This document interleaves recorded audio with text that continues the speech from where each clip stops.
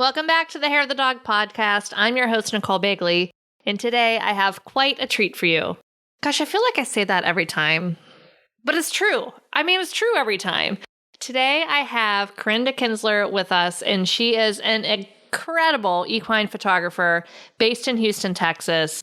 We're going to be talking all things success from my favorite, her favorite too, mindset, but also building that value in your business and how you can start to attract those clients that are going to pay great money to work with you, how to get over these upper limiting beliefs that you have in yourself for money and for asking for money and for building this business.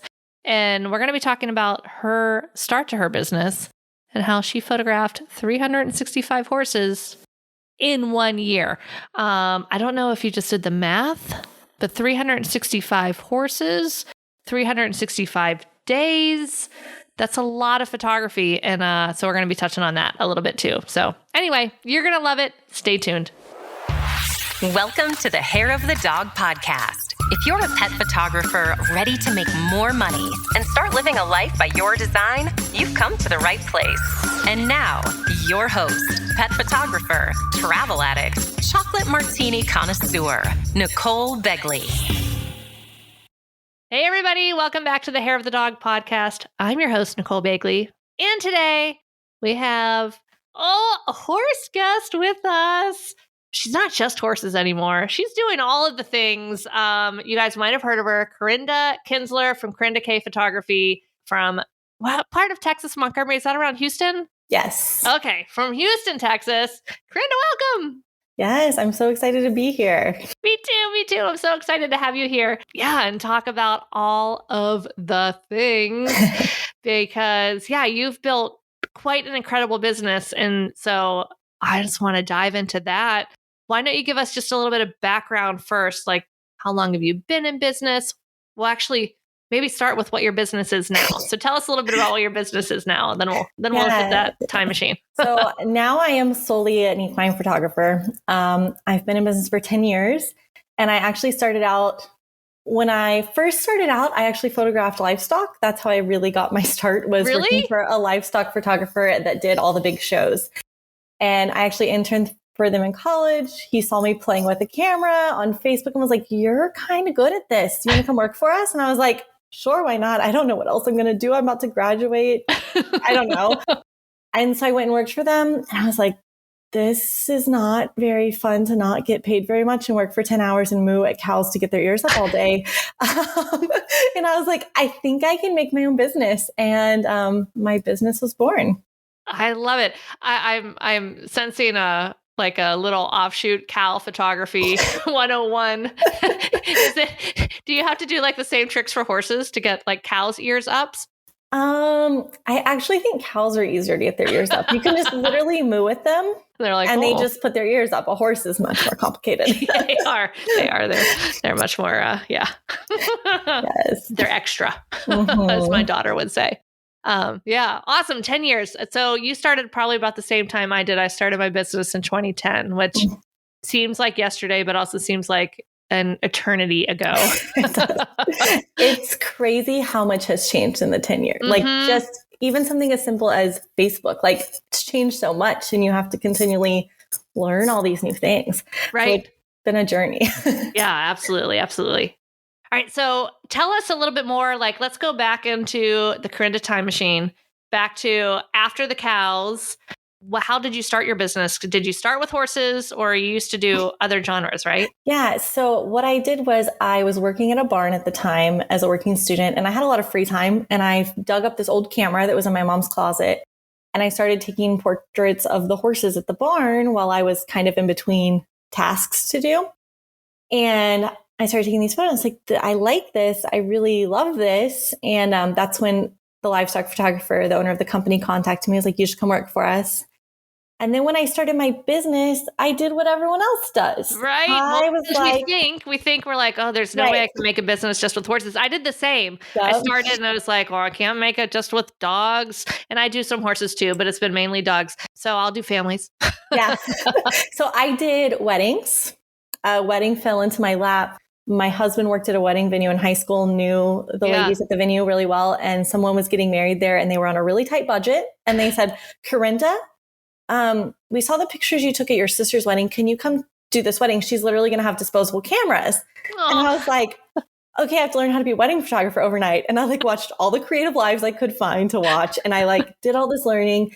And that was my first wedding in my first couple of months business.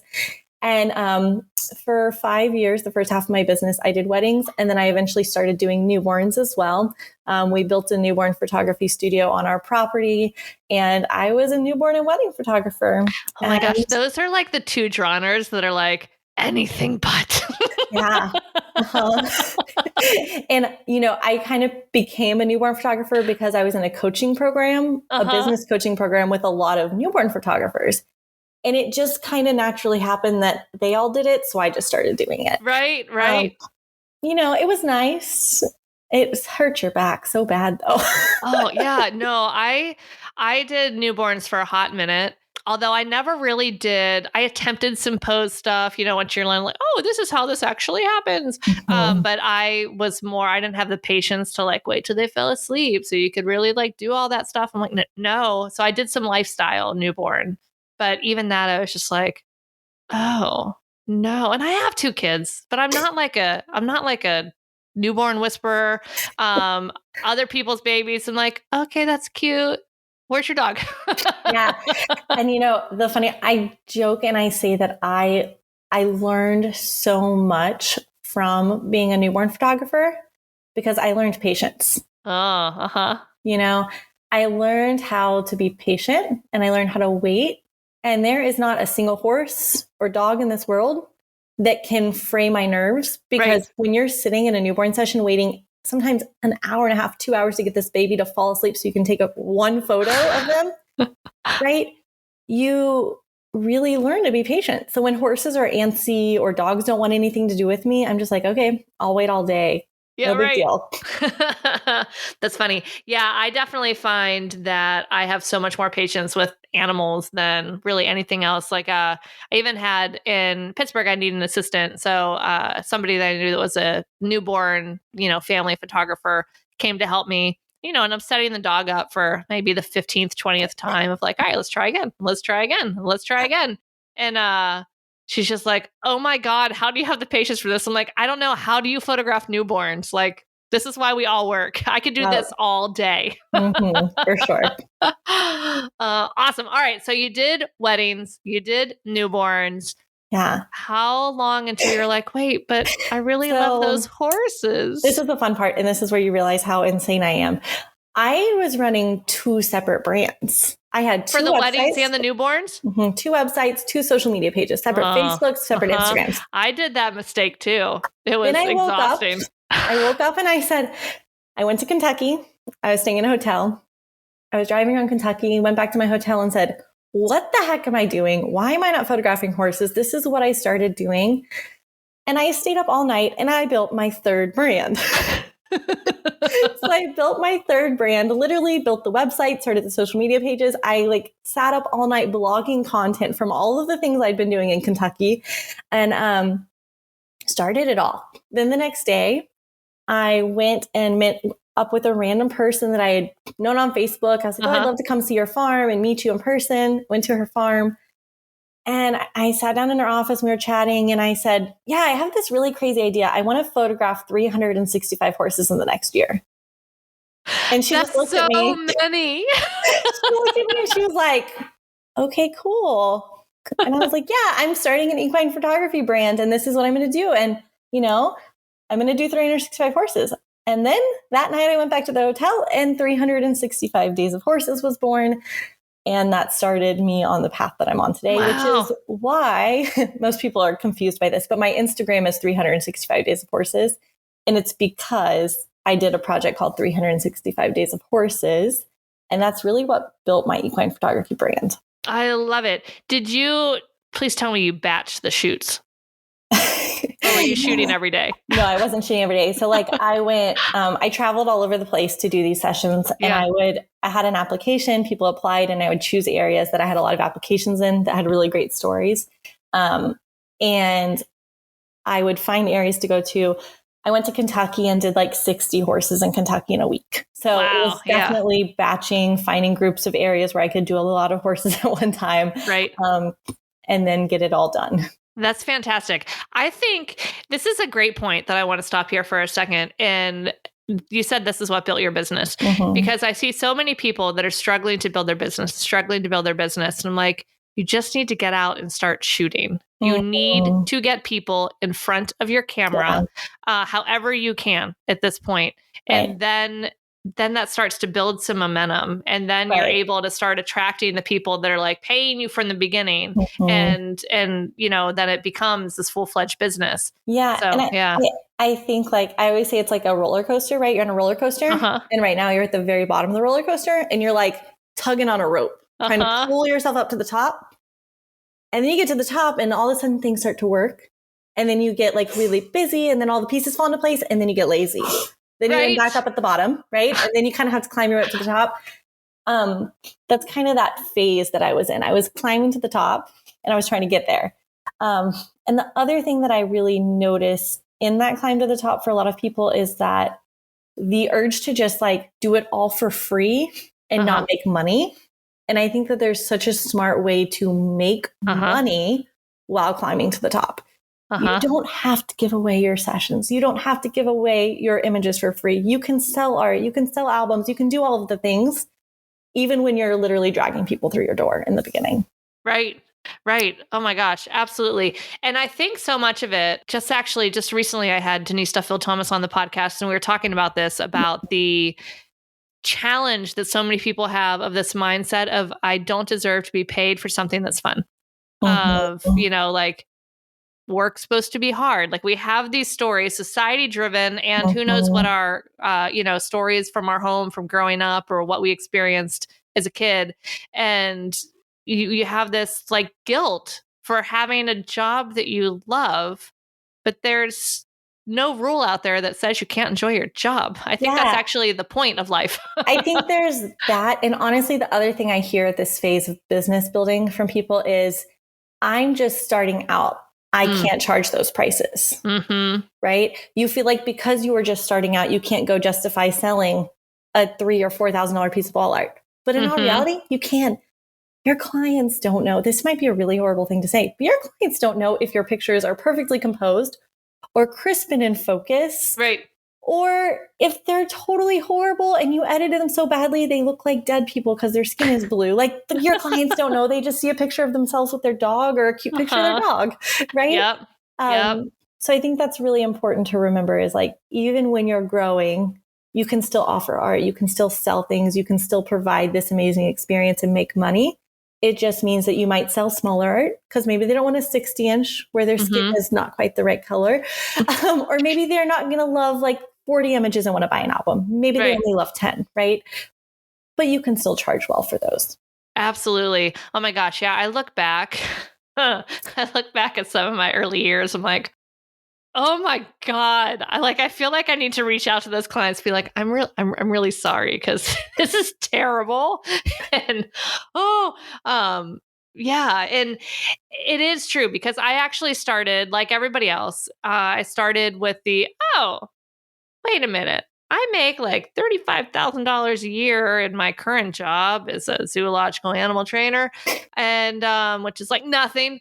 And if I became a photographer and I did a session and I charged $75, maybe even $150 for the session, and I gave them all the digitals, I'm only working for an hour.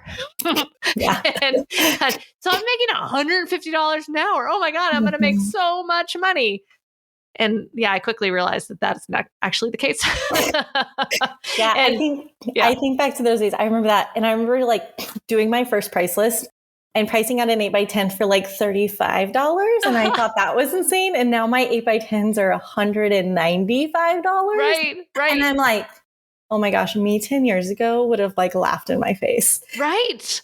But now I'm like, well, dang, it takes like so much money to run this business. I had no idea how many subscriptions and monthly payments and how much all of these things would add up to one day.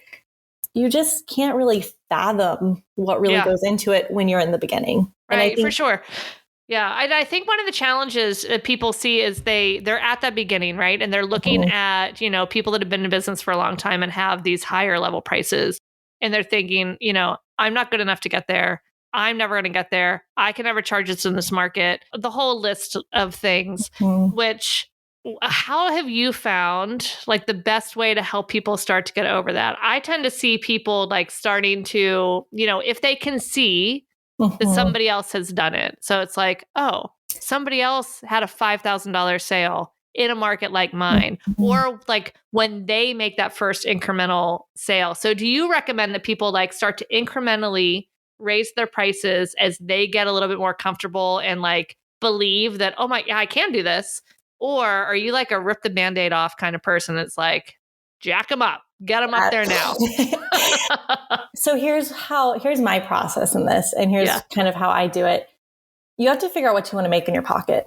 Not right now, not 2 years from now, not 3 years from now, like 5 years down the road when you're running your business full time, you're living the life you love. You have to know what that looks like. And the reason is I really think if you don't know the end of what I really need a few years down the road when I'm doing this full time, living the life I want, going on vacations, buying new cars, doing whatever it is I want to do for my family and my life.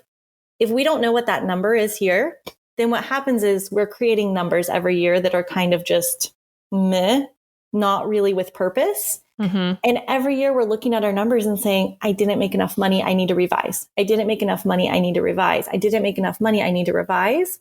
Whereas if you reverse engineer this and you start at the end goal and you say, I need to get to this end goal to do all the things, and you set up your entire business around this end goal, even if you're at the very beginning, then you don't have to reinvent the wheel every year trying to get there. You can just get better. You get better at selling albums. You get better at producing quality images so you sell bigger art, but you don't have to change things constantly. And I do understand, like, if I tell some people, like, go charge $195 for an 8x10, it's going to be really out of their comfort zone. And I had a conversation with one of my coaching clients the other day, and she goes, I had one sale that was really good, and then I had another sale that was kind of meh. And I was like, what do you have your 8x10s at? And she told me, and I said, didn't I recommend like 145 for your 8x10s? And she goes, yeah, but I was really scared to do it. And she goes, but now I recognize I need to do it. And I said, go back to your last year, add up how many 8x10s you sold. If you would have sold them for what I recommended, how much more money would you have made? And she goes, oh man, you're right. Yeah. Yeah. Oh, for sure. And the other thing that happens when you do it the way you recommended there is when you're raising your prices every year, maybe the clients you had that first year, they're not going to follow you when you have like a $500 average to all of a sudden you have like a $5,000 average. But if you're starting those prices out, with at least a multiple $1,000 average as your goal, those clients and those recommendations or referrals you get from those clients will continue to stick with your business. Whereas if you're going from like, oh, I'm shoot and burn. Oh, now I'm products. Oh, now I need to raise these products. Oh, I need to raise these products again. You're basically finding a whole new client every time. And I think you are going to lose some of your clients, but it doesn't mean you're going to lose everyone. And I can think of 2 examples just off the top of my head. I had a girl who went from shoot and burn to IPS full on. I think it was her first or second client. It could have been her second. They were a shoot and burn client, booked on shoot and burn, got all their digital files. Yep. She did a reveal with them.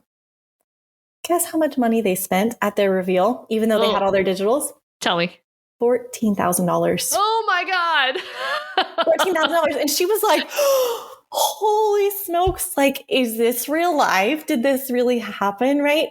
And so that's kind of one example. Like, you can still sell things and you can still transition your current shoot and burn clients over to IPS and they will still spend money. And the other thing is you will lose some of your shoot and burn clients that came back to you, but there's a chance your shoot and burn clients that maybe spent $250. One of my girls, she had a shoot and burn client that was $250 and they did portraits a few years ago. Yeah. They came back for one of their kids' senior portraits and they spent like $4,500. Right. So there is a chance you might keep some of them. And they also might go, man, I wish you would have done this before. Yeah. I think so many people get in their head of so worried about what other people are going to think about them and what their prices will cause people to think about them. Mhm. Usually it's with whatever they are thinking. They're, what's the word I'm looking for? Not reflecting, projecting. They're projecting their thoughts about people that charge a lot of money based on what they think other people will think about them. But I mean, in reality, we're doing such a service for our potential clients that, yeah, it's not the right fit. The boutique business with the products and the high end service and the higher price tag isn't the right fit for everybody. And that's Mhm. fine. Ruth's Chris isn't the right fit for everybody. Sometimes you want McDonald's. But when you're able to, oh, I totally lost my train of thought here. Hold on. All right. Oh, I totally lost my train of thought there. So if this entry back from wherever Karinda just finished doesn't make sense, that's 100% why. So we're jumping back into this about moving from the shoot and burn to that high end. And oh gosh, now I remember. Now I remember what I was going to say. And it truly is such an incredible service that we're offering our clients that the people that are spending that money they're not judging us for that price. They are excited to invest in this because they are finding a tremendous amount of value in it. And one of the things I make everybody do, I've probably said this exercise 37 times on the podcast, but I'm going to say it again. And that is, if you are looking at your pricing and feeling like, oh my God, people are going to judge me. People are think I'm going to greedy. I'm just trying to like get one over on them. Whatever you're projecting that they're thinking about you, I want you to kind of flip that to a time when you were purchasing something that you were maybe really excited about, no matter what the price point, but especially if that was a little bit of a splurge. Maybe it was a vacation, maybe it was a meal, maybe it was clothes, maybe it was a purse, maybe it was a horse, whatever. I want you to remember like what it felt like to spend that money, what it felt like when you were finding out the details about it. Like when you go to a nice restaurant and then your bill comes and it's like $200 for two of you and a nice night out. Are you like looking at that server that brought you the bill and are like, can't believe you charged this? Like, no, you knew what the prices were. You went and you were excited about it and you hopefully had a wonderful experience. So our clients feel the same. Yeah, That I was my agree. tangent. I agree. I always say you want to be like the Louis Vuitton store. You want your portraits to be like the one purse on the shelf with the lights. Mm-hmm. And when you walk into the store, you want to be offered champagne and asked how your day was and catered to, right? Mm-hmm. And if we strive to be like that, as opposed to going and scrounging through the racks at like Ross or something, right. like that's what we are trying to do. That's in its simplest form. And it's so valuable to like recognize like, oh, that's the goal here. That's the goal. And there are so many people that will gladly pay for that extra service. And I'm sure that all of us have that in our life too, of certain places that we do like to pay for that extra service and maybe other places that we don't. Yeah. So, there's going to be things in our life like purses for me, like not a chance. Like I don't even carry a purse, but actually just had to order a new car because my car is like almost 15 years old. And it's one of the key fobs. And I'm like, damn it, I'm just going to have to get a purse because I'm just going to lose this all the time. And where I will definitely splurge on a horse or traveling or dining, but, other things, not so much. Right. Like clothes, no, I'm not going to buy any clothes. It's like Target or Costco.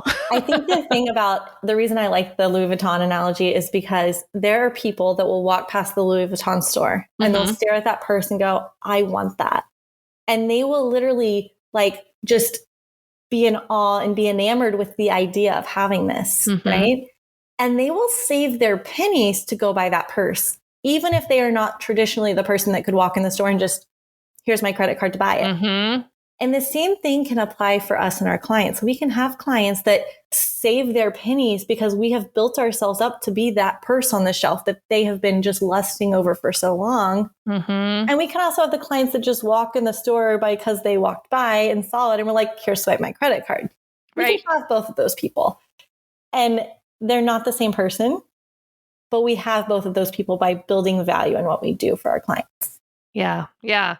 I think so many people get hung up. They hear that build value and they're just like, oh my God, but how? And it's really, I mean, just kind of what we're talking about of having a beautiful product, of having service, of going through your process and trying to determine like, all right, where can I make this easier for my client? Where can I make this feel more luxurious? Where can I serve them better? Like, how can I make it easier for them? And that's really it. And then being able to take that and showcase it on your website or in your marketing of being able to speak to that difference of, hey, like, I'm going to take care of you throughout this whole process. And what we're going to create together, you're going to love for a lifetime, and it's high quality and XYZ. So I think a lot of people make that building value way too complicated. I think it's about solving the problems before they even know, telling them you're going to solve their problems before they even think about the problem, before your client has a chance to say, I'm worried I'm going to look fat in my portraits. You're already saying, don't worry, you're going to look great. Before your client's telling you, I don't know what to wear, you're saying, don't worry, I gotcha. Before your client says, my dog's an idiot, I don't think he's going to behave, you're already saying, don't worry, all the dogs are idiots. I got you. Right? Yep. Yeah, absolutely. And then they can approach it so much more excited and relaxed. And then that experience is at a higher value level for them. Like, they enjoy it even more. So when they then sit down for your ordering appointment later on, like, they already have all this positive association. And then the icing on the cake is here, these beautiful images. I mean, done. I think they love it. An interesting thing that I've had clients say to me before is like, okay, now when I get to the pricing part of my info call, they're like, okay, yeah, I'm ready to hear about the price. And they're like, I know it's going to be an investment because I know you do all of these things and it's probably going to be so expensive. I can't afford it, but hopefully I can figure it out. And I'm like, I've built the value before they got here. They know they're going to spend a lot of money here before they even pick up the phone and talk to me, which is a cool feeling to have. Absolutely. Yeah, that's fantastic. One of the things I want to touch on, because I love talking about mindset, are there any potential mindset shifts that you remember going through that helped you up-level your business? Oh, yeah. So my mindset journey has been an interesting one. I was driving to the barn one day, and I literally remember where I was at on the road. I'm driving to the barn, and I remember thinking to myself, you know what? My clients spending money with me freaks me out. The thought of them swiping a credit card scares me. Maybe I need to fix this. Maybe there's a solution. And I literally got to the barn, pulled out my phone, searched money mindset coach, and I contacted the first person that pulled up on Google, set up a phone call, and I talked to her, and I was like, oh, I am so screwed up. My parents, my childhood, everything about my life has screwed me up. And I began to realize, like, I had all of these thoughts and these feelings and these insecurities about money. And what they were doing was, it was boiling down to, at my reveal, when I was asking for money, it made me so uncomfortable. And when I talked about my pricing, from the info call to the planning call or whatever part it might have been, I was always scared to say my prices. If I would have said to a client, your total is $14,362, I would have been like, your total is 13. I would have like typed it on the computer and like shown it on my phone. I wouldn't even be able to say it. Like slide it across the table like they do in the movies for like a little secret offer. And now I'm like, okay, it'll be $14,362. How would you like to pay? You want to swipe your Amex card? Okay, great by me. And actually, for a long time, when I did weddings and newborns, I didn't take credit cards. I only took cash and checks. Really? And I think it was my way of subconsciously feeling like if someone was paying with a credit card, they were going into debt for me and it was going to ruin their life. And I think recognizing, like, when you talk about money, if you recognize resistance, Yes. tightness in your chest, your voice changing, or just like you avoid the topic in general, that's your sign that you have to fix this because it will sabotage you. The other thing that I've kind of learned on this money mindset, I call it my woo-woo journey, is that we have to accept that we can spend money. Yep. And we can receive money. And even something as simple as, I'm going to say this, people might get mad at me, like going to Dave Ramsey after I got married. We went to Dave Ramsey class and we learned that we weren't supposed to spend money. We were supposed to save and pay off all of our debt and not have any fun, it felt like, because every penny had to go to debt. Right. And I had become a bit of this, like, I was hoarding my money and I was paying off my debts. And I wasn't doing anything fun. And I wasn't releasing my money and just knowing it's fine. It's going to come back to me. And dealing with my money mindset has been a blessing and a little bit of a curse sometimes. Because now I'm like, we went to a furniture store and it's closing down and I love this store. And there were all these light fixtures and I've been dying to replace the light fixtures in our house. And I'm like, I'll take that one and that one and that one and that one. And how much is that going to be? Okay, cool. Here's the credit card. Swipe it. I just need to book one more client. Okay, that was $3,000. I just need a $3,000 client. No big deal. Right. Yes. Yeah, that's it. That's a huge one. I'd love to talk about this too. And that resistance, whether it's money mindset or anything else, wherever you're feeling that resistance, like there's something to uncover there, because that's kind of our internal barometer of like, there's something here to pay attention to. And I also love the conversation of the flow of money because that's huge. And, we all know terrible, sad stories of people that were gone way too young. And it's like, I'm not available to like just work, not enjoy my life until I get to like this, mystical retirement age. And then I'll start having fun. Like, no. That is absolutely not okay for me. And on this topic, it is so important for you to go hire other photographers, pay them full price, buy the products from them. We all know that you can buy the products yourself if they give you the digitals.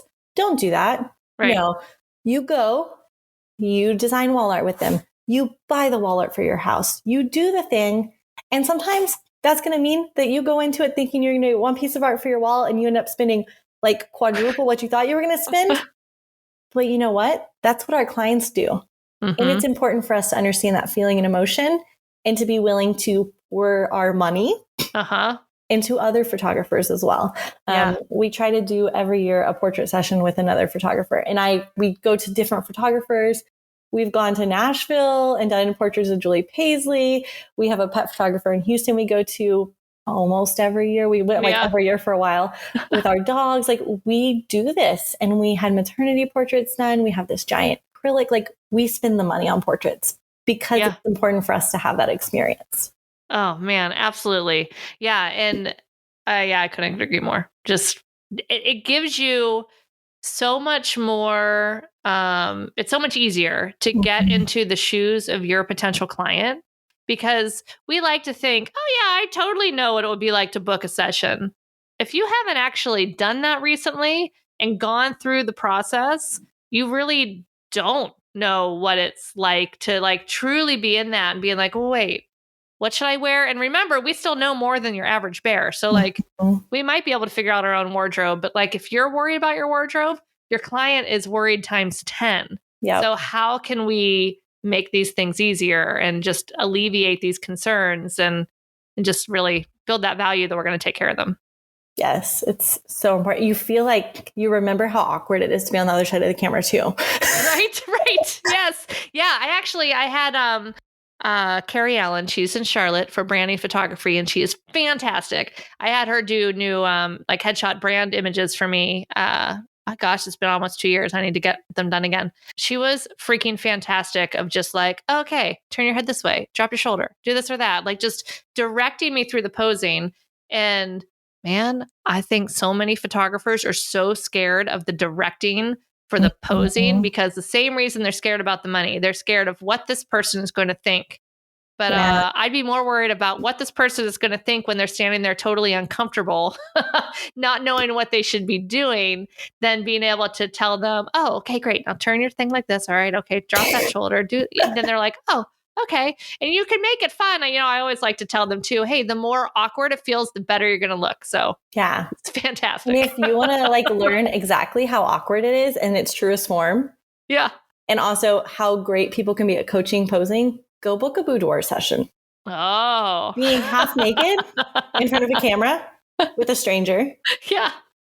You feel real awkward. And then boudoir photographers are so good at posing people because they can't hide things. They can't hide our roles. I mean, they can Photoshop them, but they have to pose you. You're going to be sore by the time you're done if you're working with a good boudoir photographer, right? So that's a really good experience that I know that was actually my first experience as a client on the side of working with a photographer, paying for portraits, buying art, buying an album, was when I was first starting my business, hiring a boudoir photographer.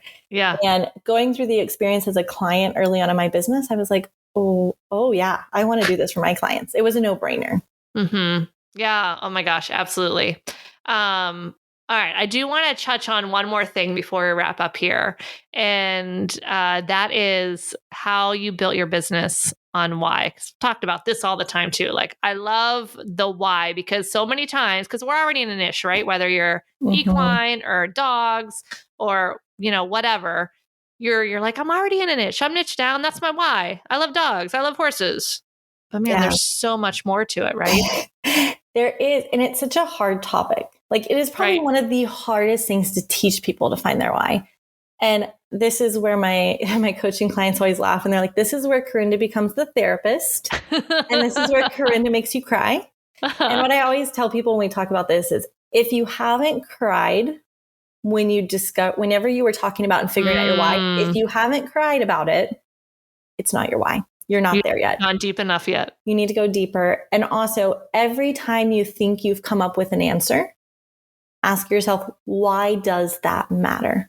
Why does that matter? Why does that matter? I was at a workshop with Julia Kelleher, who's an amazing newborn photographer, and she went through this exercise, and she called me out in front of the whole class, and she's like, what's your why? And I said, she goes, why does that matter? And I kept answering, and she kept saying, why does that matter? And I was like, I don't know why this matters. It just does. But when you hit the point of why it really matters, that's when the tears start. That's when you get sappy. And my kind of the way I like to look at your why is your compass in your business. Mm-hmm. Everything you do, you should say, does this align with my why? Mm-hmm. Does this match my why? Does this speak to my why? Your why is what sets you apart from your competitor next door. Your why is what really makes people book for you. I think that in marketing, they say people don't buy what you do. They buy why you do it. Mm-hmm. Simon Sinek. Yeah, great TED Talk. Go watch it, everybody. Nobody cares that you take pretty photos. Everyone takes pretty photos. Mm-hmm. Sorry, you can be the best artist in the world. Nobody cares that you're the best artist in the world. But they care why you do it. They care about the transformation. They care about that journey. They care about that story. And that is so incredibly important. So for me, with my why, I look at the questions I ask on my first phone call. I look at the what I'm writing in my blogs, what I'm writing in my social media. Mm-hmm. Also, the way I dress my clients, the way I pose my clients, the way I encourage them with my words while I'm shooting. All of these little things go back to my why. I was talking to one of my coaching clients, and she goes, I just don't understand why you would put a girl in a field in a sparkly dress with her horse. It makes no sense to me. And I was like, hello, have you seen what I do? That's my favorite thing to do in the world. Because for me, it's about creating magic, and it's about showing that magical feeling we feel deep down inside, even when life feels ordinary and boring and horrible. Yeah. And the fact that we can look at that portrait on the wall and we can feel that little sparkle inside of us, even when life really sucks. And that's rooted in things that happened in my past. And that's rooted in things that happened in my story. I would share deeper, but I'll start crying. And that's not fun for podcasts. So that's rooted in my story and my journey. Even when my life really sucked and things were terrible, I could look at a photo on the wall and I could remember that things weren't always so bad. Yeah. And for my coaching client, her story and her journey is rooted in the fact that her horse allowed her to be a child, even when the world forced her to grow up. Mm-hmm. So she puts her clients in jeans and t-shirt and they're barefoot, skipping around the field and riding their horse bareback in the pasture. Yeah. It makes no sense that she would put a sparkly dress on her client. Right. And we actually live in the same state. We work in the same barns. We are direct competitors of each other. But when she said to me, I didn't understand why you would accept me as a coaching client. And I just said, look, if I can help you find your why and speak to your unique people, it makes both of us better. Right? Absolutely. And knowing that I can go into a barn and I can meet people and be like, this is not my client, but she needs them because they are her clients. That's a cool feeling to have. Yeah, absolutely. I love this. And I also want to just throw a little caveat in there too. If people are like, man, but I don't have some traumatic something background. Cause I feel like so many of these impactful things, you're like, oh, my why was, cause obviously when you have something stressful happen, like the why becomes much clearer, much faster. It does. So if maybe there isn't some like, trauma in your background or something like that, it can be, I think, a little bit harder to dig it out, but it's still there. And all of your past experiences in your life still shape that why. And I feel like it's also a lifelong process because I think it's kind of like your style, how your photography style is kind of always on a constant evolution. I feel like your why is also on this bit of a regular kind of just a journey. It's a continued journey, right? Where you should always kind of be asking yourself, is like, why am I doing this? What is this for? What is like, what gets me out of bed, like jumping out of bed in the morning? What is that passion piece? And, and it doesn't even necessarily have to be photography related. Like my why is definitely more like natural world relationships with animals of all kinds, whether they're domestic animals or, protecting the natural world or wild animals, whatever. But it's, and that's kind of rooted from my zoo background. And like, even as a kid, I never had dolls. I had 8,000 Breyer horses that I would like take out in the yard. Yeah, anyway, so I think that's just really keep journeying. Important because I hear so many people say like, my why, I want your animals don't live forever. I want to put them on the wall. So what? Every single one of us can say that. And I hate to like pop people's bubble, but so what? Who cares? I can say that. You can say that. Everyone else can. But it's the reason behind why that matters. And it's not just about our photos. And I think that's people get so fixated on the photography why. It's not just it's our life. It is a compass that we use in our life in general. And I don't know if you've done have you done the phone a friend exercise where you like call your friends and ask them why they chose you as their friends? No. So this is a fun one. It's like you call up 5 of your closest friends and you're like, hey, I have to ask you a question. Just kind of go with me. Yeah. Why am I your friend? Why do you choose me to be your friend? Why do you choose me to hang out with? Why do you choose me to call? And you keep asking them over and over and over again in this weird way until they say the words, you make me feel. And when they get to the you make me feel, you get a really good insight into the way you make other people feel in relationships in your own life. And then you ask yourself, how does this relate to my why? And how does this translate to the way I'm treating my clients and what I'm doing for them as well in my process?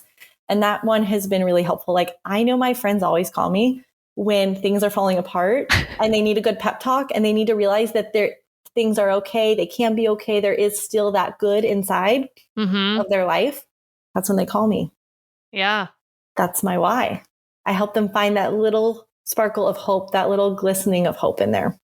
Oh my gosh. I love that so much. I hadn't heard of that exercise. And I think all of you guys out there should do that. Yes, it's a really fantastic.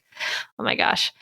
Oh, this has been so good. I love this conversation. I feel like we can continue on for this conversation for like 4 more hours, but in an interest of brevity and keeping this under an hour, we should probably start to wrap it up. I hope you guys have loved this conversation. We have absolutely loved being here with you. and wanted to let you guys know that Karinda is actually going to be one of our incredible summit speakers September 13th through 15th for Hair of the Dog Academy or Hair of the Dog Summit, number 4, biggest and the best. Karinda, do you want to go ahead and give them a little sneak peek? Let them know what you're going to be talking about. Yeah, so I'm going to be talking about one of my favorite topics, which is the secrets to the mythical 5-figure clients. Ooh. It's a big thing, and it's like literally a mythical creature in most people's heads. And so I'm going to break down exactly what you need to look at to make sure that you have the ability to get there and to have those clients that are ready to invest tons of money with you. Oh my gosh, I'm so excited. And I know everybody out there is super excited for that too. So can't wait for that. In the meantime, if people want to find you online, let them know where they can follow you. Yeah, so you can find me on Instagram at Master Your Mind Money or on Facebook. I have a little group over there where I share business tips. It's Photography Business Tune-Up with Karinda. Awesome. Oh my gosh, this has been so good. All right, before we wrap up, maybe just one, if we could sum up this conversation with one little piece of advice, what do you recommend the photographers out there? I don't know. Is there an action that they could take after listening to this? Like they're going to hit stop here in a minute. What should they not pass go to do? Like what should they go do directly? Yeah. So I would say start to recognize your fears when they creep up, especially when you have a fear around money. And when you feel that fear or that tightening or that weird icky sensation inside of you, write it down, get it out of your brain, and really ask yourself, is this really true? Or is this a story I'm telling myself? And I'm going to tell you that everything you write down is a story you're telling yourself. It's not true. Spoiler alert. And then ask yourself, what should this new story be in my head? And make yourself some new mantras. I know it's very woo-woo, but it works. And revisit those things. And when you feel those negative feelings and those negative thoughts pop into your head, or you're driving to your reveal and you are freaking out because you're afraid nobody's going to want to spend thousands of dollars with you, start repeating those mantras. Say, people are excited and ready to invest thousands of dollars in my portraits. My art is worth thousands of dollars. People are happy to hand me their credit card and swipe it. And say those things over and over again. And at first, you're going to feel like such an imposter. You're going to feel like all of this is just total baloney. Yeah. And over time, believe it or not, your brain will actually rewire its patterns. And when you start to have that bad thought pop in, your brain will kick in and say, no, Karinda, you were wrong. Actually, people are excited to spend thousands of dollars with you. And your brain will start catching itself. And all of a sudden, those negative thoughts will completely go away from your brain. I know it's crazy. It does. It really works. It's a journey. It's a long journey. It's something that I'm still working on every day in my business and in my personal life. But it's definitely something that can change your life. Yeah. Oh my gosh. I'm a huge believer in that. And I completely agree. The one little tip as you're coming up with your mantras, though, is to make sure that they're all stated in the positive and you're not using like any don'ts or won't, because our subconscious mind doesn't see that negative aspect to it.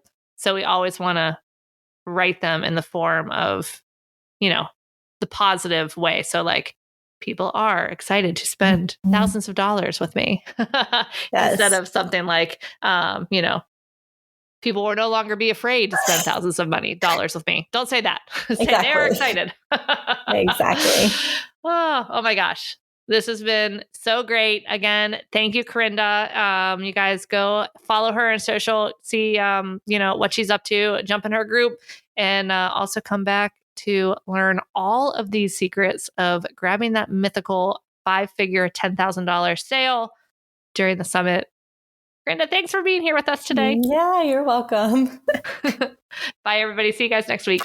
Thanks for listening to the Hair of the Dog podcast. This was episode number 153. If you want to check out the show notes for access to any of the resources that we mentioned, simply go to www.hairofthedogacademy.com/153.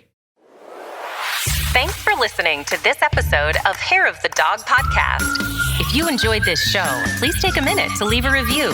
And while you're there, don't forget to subscribe so you don't miss our upcoming episodes. One last thing, if you are ready to dive into more resources, head over to our website at www.hairofthedogacademy.com